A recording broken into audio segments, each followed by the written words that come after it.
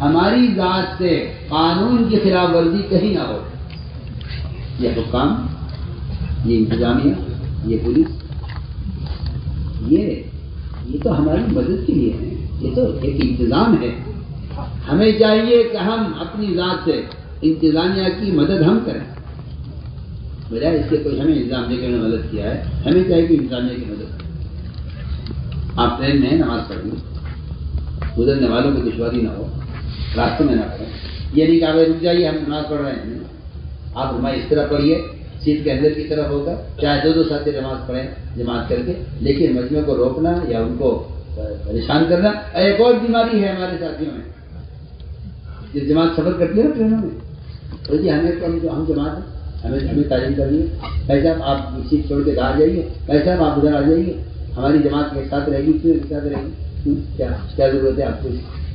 یہ تعلیم کریں گے. آپ سے کس نے کہا ٹرین میں تعلیم کرنے کے لیے؟ ٹرین تعلیم کرنے کی جگہ تھوڑی ہے. تعلیم کتاب پڑھنے میں تعلیم نہیں کہتے. آپ کے برابر میں ایک آدمی بیٹھا ہوا ہے، آپ اسے کلمہ سکھلائیں، تعلیم ہے. آپ سے نماز سکھلا رہے، یہ تعلیم ہے. کس نے کہا آپ سے کہ صرف کتاب پڑھنے کی تعلیم ہے؟ ہماری جماعتیں مسافروں کو تنگ کرتی ہیں. ہم 8 آدمی کی جماعت ہے، ہماری سیٹیں ایک ساتھ ہو جائیں گی. ایسا آپ ادھر ہو جائیے، آپ ادھر چلے جائیے. کیوں مسافروں کو تنگ کرتے ہیں؟ جس کی سیٹ ہے اس کا حق ہے. آپ بجائے حقوق کا ادا کرنے کی مشق کرنے کے، آپ خروج میں حق مار رہے ہیں لوگوں کو. اس سے آپ کو بچائیے. اسٹیشنوں پر نماز پڑھنے میں بھی اس کا خیال رکھیں کہ ہماری ذات سے کسی کو تکلیف نہ ہو. کسی راستے میں لمبی جماعت کرنا یا لمبی نماز پڑھنا بالکل نہیں. سنتیں تو سفر میں سنت چھوڑنا سنت ہے، وہ بھی لیکن سواری پر. آپ مسجدوں میں ہیں، اپنی جگہ پہ پہنچ گئے ہیں جہاں کا رخ بنائے تو وہاں تہجد کا، سنتوں کا، ساری باتوں کا اہتمام کرنا ہے. جہاں کا رخ بنائے جماعتیں وہاں جائیں، اور اس بات کا پورا خیال رکھیں کہ ہم سب سے پہلے مسجد میں تھے. مسجد سے ہمارے کام کی ابتدا ہے. مسجد میں داخل اور سنت طریقے سے اور تحیۃ المسجد کا اہتمام کریں. 2 رکعت اگر مکروہ وقت نہیں ہے، اثر کے بعد کا وقت نہیں ہے، کہ نوافل کا وقت نہیں ہے، اور ایسے زوال کے وقت میں، اور ایسے سورج شروع ہو رہا ہو تو ایسے وقت میں نوافل نہ پڑھیں. ہاں اس کے علاوہ وقت ہے تو آپ 2 رکعت تحیۃ المسجد پڑھ کر سب سے پہلا کام مشورہ. مشورے مقامی ساتھیوں کو ضرور ساتھ لیجیے. مقامی ساتھیوں کو ساتھ لے کر ملاقاتوں کا نظم بنائیے. متکلم آپ کو ساتھی رہے اور مقامی ساتھی آپ کے رہبری کرے. یہی سنت ہے آپ صلی اللہ علیہ وسلم. مقامی آدمیوں کو رہبر بنا کر ان سے کام لیا کرتے تھے. اس لیے ہمیں چاہیے جہاں جائیں وہاں جا کر ساتھیوں سے ملاقاتیں کریں. ہمارے چند گشت انتہائی اہم ہیں. عمومی گشت سب سے بنیادی چیز ہے. جو اسلام میں ریڑھ کی ہڈی، وہاں جیسا فرماتے تھے گشت اسلام میں ریڑھ کی ہڈی کی طرح ہے. اگر ریڑھ کی ہڈی کا ایک مہرت سرک جائے تو آدمی کا پورا بدن ڈھیر ہو جاتا ہے. نہ ہاتھ ڈھا سکتا ہے، نہ پاؤں ڈھا سکتا ہے، کیونکہ وہ کمر کی ایک ہڈی سرک گئی ہے. اس لیے 20 سال بستروں پر گزار دیتے ہیں لوگ، کیونکہ کمر کی ہڈی میں فرق آ گیا. ہمارے ایسا کا محفوظ کہ گشت ریڑھ کی ہڈی کی طرح ہے. مطلب یہ تھا کہ اگر گشت صحیح طریقے سے ہو گیا کہ اس نے سامانوں کو نہ دیکھا، بازاروں کو نہ دیکھا، چیزوں کو نہ دیکھا، فرمایا اگر ایسا کیا پہلے سے زیادہ دنیا کی محبت لے کے لوٹو، پہلے محبت لے کے لوٹو. فرمایا کہ ہاں گشت یا اگر صحیح طریقے سے ہو جائے تو پھر یہ پورا بدن یعنی سارے اعضاء سلامت رہیں گے. اگر گشت صحیح طریقے سے ہو جائے کہ ہم دعوت دے کر لوگوں کو مسجد کے ماحول میں لے آئیں اور پھر فرماتے تھے کہ پھر اس سے سارے اعضاء، مدارس، مساجد، مکاتب، تحریکیں، تنظیمیں، گھریلو مسائل، سارا نظام جو اعضاء ہیں انسان کے جسم کے، ساری ضروریات پوری ہو جائیں گی. اگر یہ گشت صحیح طریقے سے ہو جائے، اگر یہ کمر کی ہڈی اگر مضبوط ہے تو سارے کام مضبوطی کے ساتھ ہوں گے. میں تو مثال دے کر رکھتا ہوں. ضروری گشت آپ صلی اللہ علیہ وسلم خود بڑھتے لوگوں کی طرف، خود دعوت دیتے. کسی فرد کا درجہ ایسے کم نہیں سمجھتے کہ آپ کو خود دعوت دیں. اس طرح ہمیں اس کا اہتمام کرنا ہے. دوسرا ضروری گشت ہو گیا، لوگ آ گئے، بات ہو گئی، سمجھ گئے. اب ان کو وصول کرنا. ہاں جی میں نام لکھ لیجیے، آپ نے نام لکھ لیا، وہ چلا گئی. آپ کو چاہیے کہ اسے وصول کر کے لائیں. وصولی گشت انہیں وصول کر کے لائیں، ان کا خرچہ لے کر، ان کا حصہ لے کر، جماعت بنا کر. جماعتوں کو چاہیے کہ جماعتیں نکالیں، جماعت کو چاہیے کہ جماعتیں نکالیں. اور میری بات آپ سب نوٹ کر لیجیے گا، 4 مہینے سے کم بعد کوئی جماعت کسی ملک میں، کسی مسجد میں، کسی علاقے میں کام ہو وہاں یا نہ ہو، علاقہ بنجر ہو یا علاقہ کام کرنے والوں کا ہو، 4 مہینے سے کم کی بات کسی کی زبان پر نہ آئے. کیا سب سے اس سے کم کی بات 4 مہینے سے کم کی تشکیل زبان پر ہرگز چلہ کا لفظ نہ آئے زبان پر. بھائی کو بولو چلہ بولو. آپ یہ کہیں گے چلیے خیر اگر نہیں چاہیں گے یہ بھی نہ وہ کہہ رہے ہیں سیدھا دوں گا آپ کے، آپ 4 مہینے کے لیے تیار. جب وہ کہہ رہا ہے میں سیدھا دوں گا، آپ سیدھا قبول کر لیں. آپ یہ مت کہیے کہ نہیں سیدھا نہیں چاہیے، آپ سیدھا قبول کر لیجیے. اس روز کو قبول کر لیجیے کہ شاید یہ 40 دن کے دوران 4 مہینے پورا کر لیں، ارادہ کر لیں. 4 مہینے سے کم کی تشکیل ہرگز نہ ہو. مولانا صاحب کا یہ سب سے اس زمانے کا ملفوظ ہے جب پہلی جماعت سے کراچی بھیجی تو زمانے کا یہ حکم کہ 4 مہینے سے کم کی بات نہ کرو.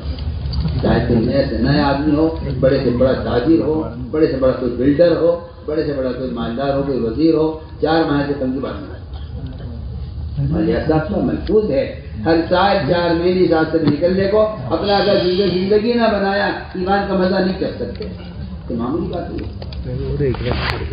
اس لیے آپ جہاں بھی جا رہے ہیں وہاں جم کر بات رکھیں، بچانے کی جم کر تشکیل. حکومتی استعداد ہے مگر اگر آ جائے تو ویسے کسی کا بھی 4 سال کے لیے آپ کو جانا ہے فیملی کے بغیر، ہاں جی چلو تیار. میں تو آپ سے کہہ رہا ہوں استعداد ہے. اگر ویزا آ جائے آپ کا کسی ملک سے اور وہاں سے آپ کو 2-4 لاکھ روپے کی آپ کو تنخواہ ملنے لگے تو آپ کی ماں، آپ کے باپ، آپ کے بھائی بہن بیوی کہیں گے خدا کے واسطے چلے جاؤ، خدا کے واسطے چلے جاؤ. آپ کی خوشامد کریں گے. آپ بھی جائیں گے تو ان کو وہ ناراض ہوں گے آپ سے کہ آپ کیوں جا رہے ہیں. آپ سوچے دیکھیے دنیا کے لیے اتنی استعداد ہے. مجھے ایک صاحب کی شکایت تھی، کہنے اپنے بچے کو ملک بھیجنے چاہ رہا ہوں جانے کو تیار. آپ دعا کر دیجیے اللہ کے واسطے وہ چلا جائے. اس لیے کچھ تمام ملازمت مل رہی ہے، بڑی اچھی آمدنی ہو رہی ہے. جیسے کہتا ہوں آپ کی آدمی دنیا کے لیے مارا پھرے، جبکہ صحابہ کرام کی نقل و حرکت ملکوں میں دین کو قائم کرنے کے لیے صلاحیت ہے، لیکن بس ذرا سا رخ کرنے کی ضرورت ہے. اس طرح ہمیں انشاءاللہ ہر جگہ سے نقل جماعتیں جو 4 ماہ لگائے ہوئے 3 بار آپ کھل کر ان کی تشکیل کریں بیرون کے لیے. 2 لاکھ 2.5 لاکھ 3 لاکھ پر اس کا مطالبہ کریں. اس میں جھجکنا یہ امت کی صلاحیتوں کو ضائع کر دینا. بالکل نہیں. آپ بتائے 2 لاکھ کے لیے کون تیار ہے؟ 3 لاکھ خرچ کرنے کے لیے کون؟ اس سے حوصلے بڑھیں گے. صحابہ کرام کے زمانے میں تشکیل کا طریقہ یہی کہ یہ تقاضا آ گیا ہے، اس تقاضے پر یہ خرچہ کون دے گا. اسی طرح اس طرح ہمیں انشاءاللہ ہمت سے ہر جگہ بیرون کے لیے تشکیل کرنی. تیسرا گشت وہ ہمارا تعلیمی گشت ہے. تعلیم کے ساتھ گشت کا اہتمام کریں. میں کر چکا تعلیم کے ساتھ. اسی طرح ہمیں ہمارے خصوصی ملاقاتوں کے ذریعے علماء ہیں یا خواص ہیں ان کے خصوصی میں جانا. علماء سے تو ملاقات کر کر ہماری جماعت مسجد میں آ رہی ہے. آپ اگر تشریف لا کر ہمیں چند کلمات آپ فرما دیں گے ہمیں بھی فائدہ ہوگا، ہماری جماعت کو فائدہ ہوگا. علماء سے بھی یاد کر رہے ہیں کہ مسجدوں کو وقت دے کر وہاں کے عوام سے تعلق قائم کریں. علماء عوام کے درمیان یہ موبائل، علماء عوام کے درمیان بم پھلے، یہ نہ عوام کی تربیت کا طریقہ ہے نہ تعلیم کا طریقہ ہے. عوام علماء کا اجتماع چاہتے ہیں مساجد کی سطح پر تاکہ ہر مسجد مدرسہ بنے اور یہاں سے امت کو دین سکھلایا جائے. اس کا اہتمام فرمائیں. علماء کی زیارت کو عبادت یقین کریں اور علم علماء سے محبت کریں. اس طرح ہمیں نکل کر اس طرح محنت کرنی ہے. میرے دوستو عزیزو، ہر جگہ سے نقل جماعتیں نکالنے کی پوری کوشش کرو. جب تک ایک مسجد کی آبادی کی ترتیب پر نہ آ جائے، وہاں کے اطراف کے مسجد کے اطراف کے گھروں میں 5 اعمال زندہ نہ ہو جائیں، جماعت آگے نہ بڑھے. عام طور سے جماعتیں کرتی ہیں یہاں جماعتیں کوئی چلو آگے چلو، مقامی شادی کہہ دیتی آپ آگے بڑھ جائیں.